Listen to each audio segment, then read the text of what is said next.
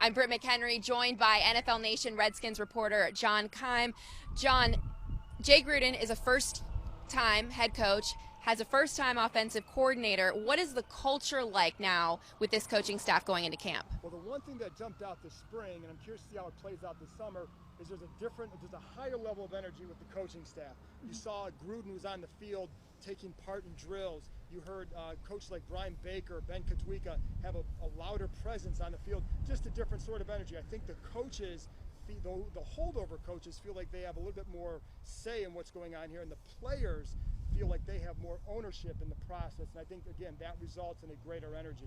Now, schematically, from what you've observed and heard, how will this help Robert Griffin III improve? Well, the one thing that I had a veteran offensive player tell me that he felt that Griffin has done a good job picking up the offense, so we'll start with there.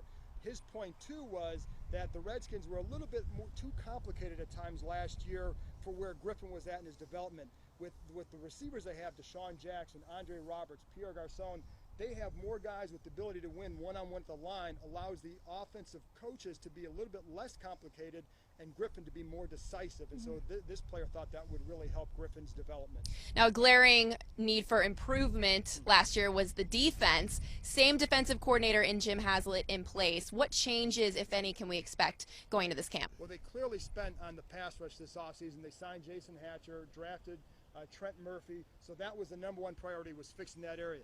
That's terrific. It needed to be fixed. However, if the Redskins feel that's all they need to do, they're going to have some trouble, because the last few years they've been one of the worst teams in the NFL in yards allowed after contact, yards per pass attempt. Those are two areas that have to improve if the Redskins really want to take a big step up, not just defensively, but as a team.